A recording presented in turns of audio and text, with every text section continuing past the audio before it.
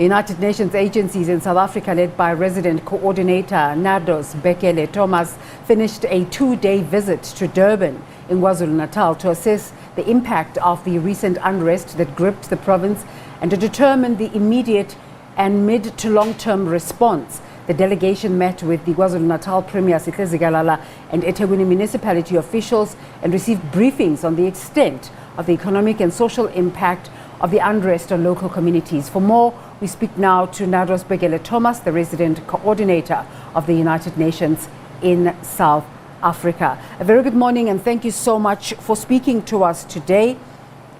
Politicians and other stakeholders have been struggling to describe what happened during those days, early July, of unrest and looting. What have your investigations uncovered?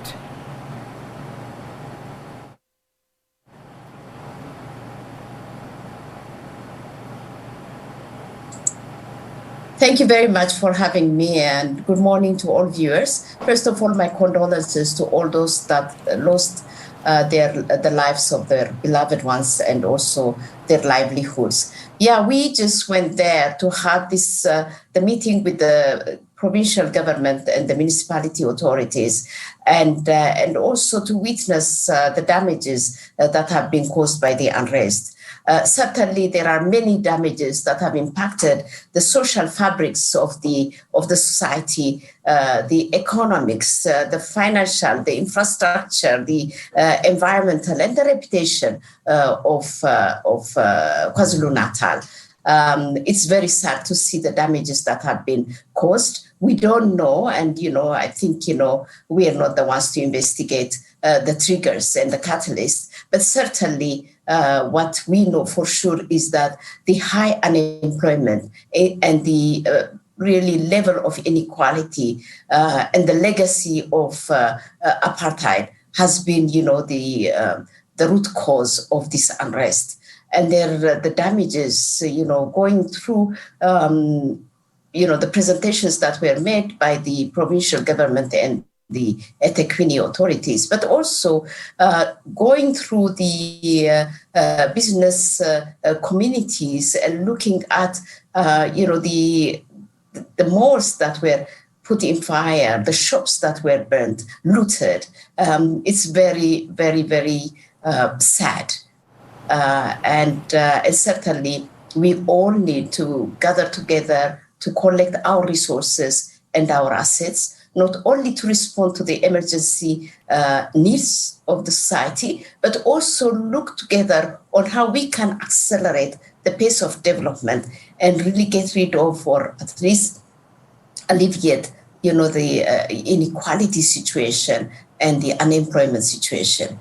In any country, I've been working in many difficult countries, and the source of such a kind of crisis is mainly unemployment. A youth, a member of society. Ms. Bekele-Thomas, you're talking about accelerating the recovery. What do you mean? What have you got in your arsenal? To what end are you conducting this process?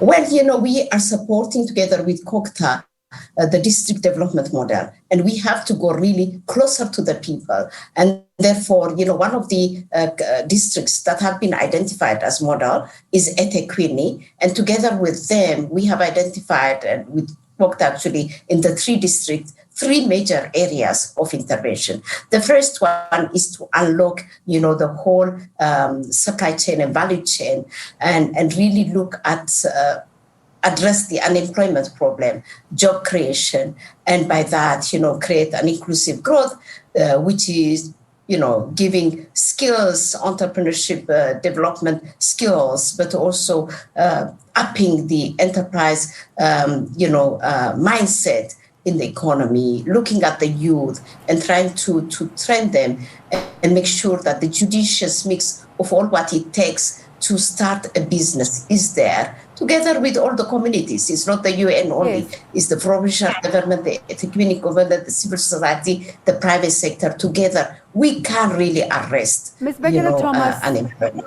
just based on what you're saying, one gets the sense that you had already been working with the provincial government. But would you not like to separate the work you're doing as a matter of course and the work you're doing in response to the impact of the riots? It's very important to show the nexus between what happened, the humanitarian needs, and also the long term. Because, the unfulfilled promises and the fault lines are actually the causes of the current crisis. And therefore, we cannot just sit down and address the short-term, immediate emergency responses. We need to really accelerate the pace, which is the cause, and try to capture that so that, these crisis does not recur. That is the most important thing, I think, to do. Is yes, we will meet the emergency needs. And, I tell you, I am extremely impressed by the organization that is put in place by both the provincial authorities and the municipal authorities, together with the national authorities. Yeah. And we will support that. But in the meantime, we need to really accelerate the pace, at which we have been implementing. Really, I feel so bad as the United Nations to go and witness that. And the question that comes to me, I am sure, is the same question that is, really in the heads of all the authorities. What have we done? What is wrong? And have prospective, insights. Does your work extend to Gauteng as well, or are you exclusively working with KZN?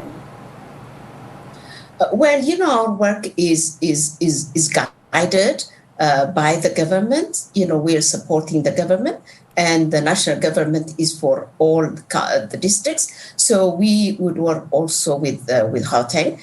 Our mission to the provincial government was at the request of the provincial authorities. And yes, we will work with Gauteng and it's a national program, and our support is to the country. Wherever our support is needed, we are there, and we will support. So our viewers watching now, particularly in KZN, wondering what the specifics of the assistance is, what would you say to them? Actually, we have agreed with the provincial authorities that there will be a technical team which is leaving either today or tomorrow from our end, a joint technical team that will look at the priorities of the needs and try to plan that, but also mobilize resources together to meet the needs of the province. Whenever we're speaking to stakeholders, the financial services world has said they will also come in and help out. We want to find, how will you be funding the assistance that you will be providing? Well, we have programs, and we would actually, as we have done for the COVID, we will prioritize and we would repurpose our funds towards meeting the urgent needs. But in the meantime, also from within and from outside, we will mobilize resources. The most important thing, is really to coordinate all this assistance and to make sure that, the resources are used efficiently and effectively without any duplication. And that is one thing that we can do using our convening power.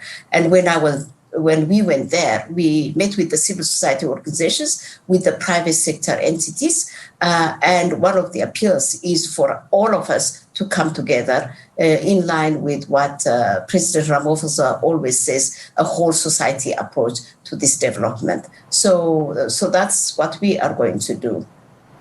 Are your interactions going to be restricted to higher level government and officials, or are you also going to be engaging the public?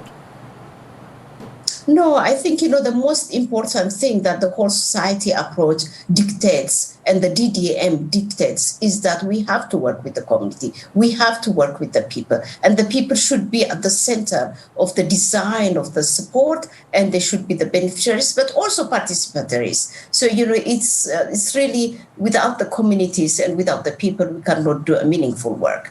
And that is one thing that we really have to insist. And I think, the government is already, converted, to accepting a participatory approach.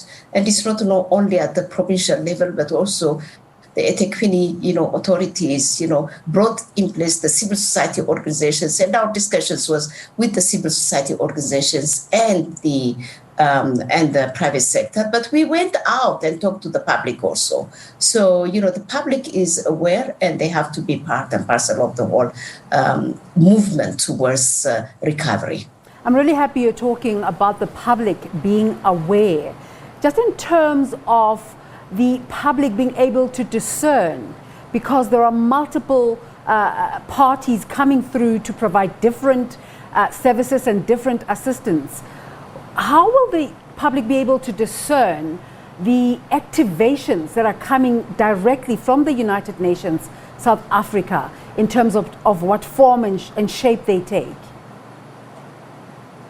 Well, together with the provincial authorities, we have agreed that we would have a platform where all would participate in terms of what is coming in. It's not really, the most important thing is not where it comes. The most important thing is how it is used, and whatever resources comes, how is it used efficiently and effectively and rightfully going to the destined beneficiaries. So I think the most important thing is coordination, collaboration, yes, but coordination and efficient and effective use of the resources towards the priority areas that have been defined together with the communities and the public.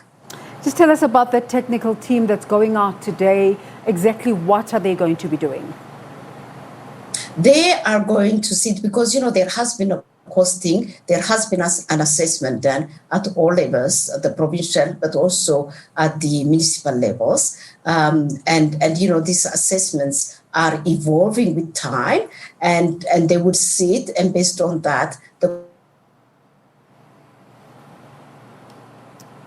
All right, that is the resident coordinator of the United Nations in South Africa, Nardos Bekele-Thomas, telling us about how the United Nations is hoping to assist specifically KZN in this case, but South Africa in the reconstruction and development of particularly areas that were damaged during that early July, those demonstrations, those riots and that looting spree. Let's take a break. You're watching The Agenda.